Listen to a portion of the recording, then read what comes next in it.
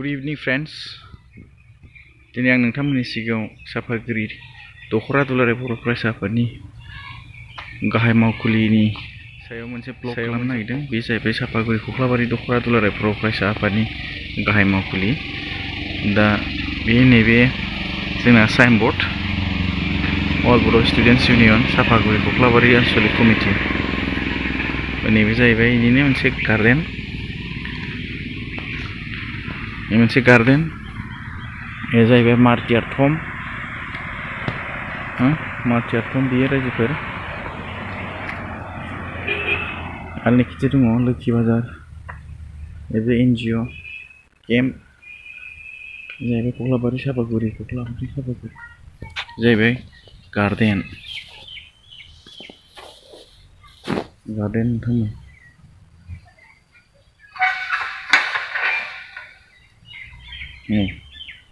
मोजां बिबार बारसोगारदों नोंथांमोन मोजां बिबार बारसोगारदों मोजांथार नुदों ना नैबे गोदानै गोदान बिबार समायनाथार नुदों नोंथांमोना माबायदि नुदों कमेन्ट होदो। जोबोद मोजां बिबार दङ जाय बिबारखौ नायबाथाय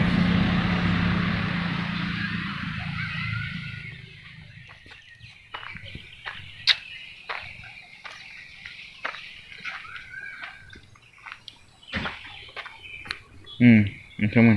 बेसे मोजां बेबो नोंथांमोननि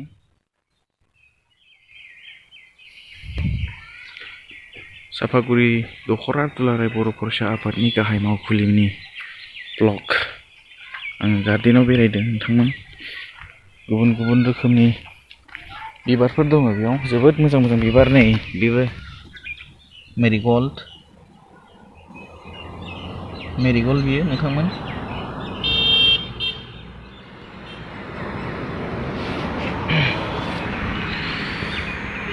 जोबोद मोजां नुदोंना नोंथांमोन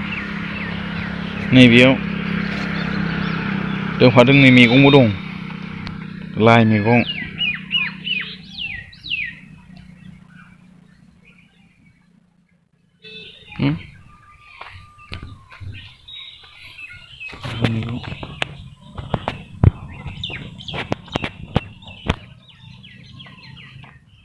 जोबोद मोजां गोमो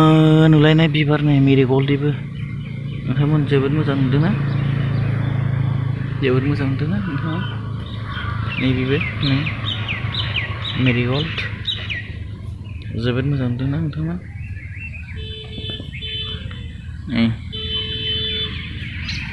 जोबोद मोजां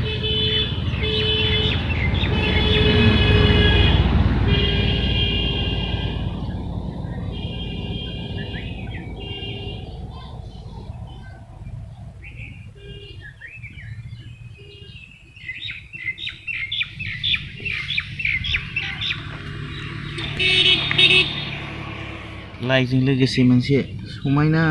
बिबार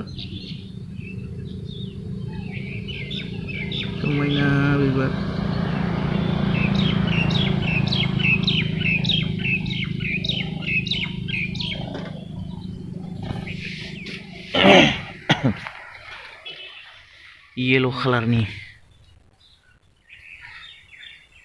बिबार बेबो मोजांथार नुदों नोंथांमोन बेबो जोबोद मोजां बिबार नोंथांमोन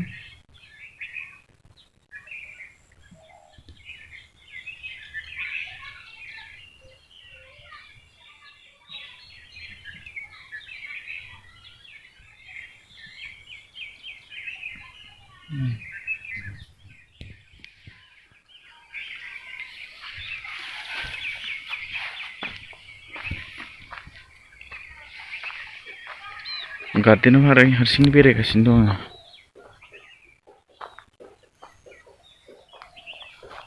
आङो बेखैजाय माबाजोब्बाय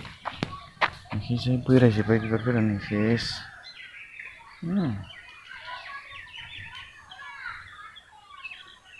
मोजां थांदोंना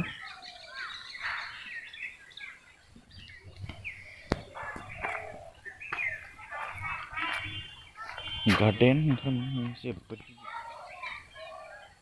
गिदिरथार बिबार नैबे जोबोद गिदिर बिबार नै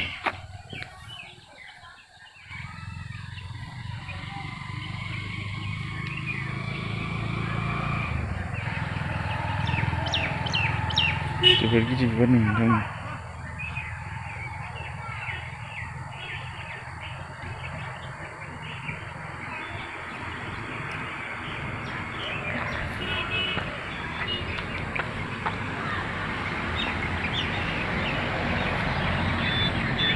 नोंथांमोन बिबार आरो बैनो जाबाय बड'लेण्ड जाय बड'लेण्डखौ जोङो गोदोनिफ्रायनो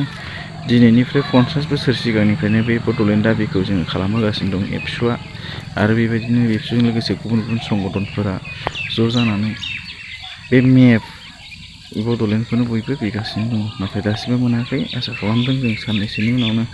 बा फैबाय थानाय समफोरनि गेजेराव जों गोबां नाजानायनि गेजेरजों मोनफुंनो हागोन बेखौनो जों मिजिंथिनो हायो गोजोन्थों नोंथांमोन आंनि दिनैनि जि ब्लग भिडिअ बेखौ मोजां मोननायनि थाखाय